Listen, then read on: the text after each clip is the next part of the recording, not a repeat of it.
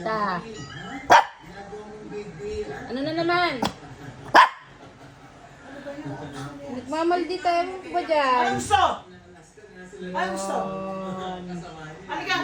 Nagmamaldita yan, daddy, oh. Punta kay nanay. Halika. Maldita yan eh. Punta tayo sa labas. Halika na. Alis na tayo. Mommy! Maldita? Bakit na? Eh kasi nanghingi rin ako jacket sa kanyang kinsu. Oh. Doon sa it's showtime. At Bakit? nag-iyakan nga sila.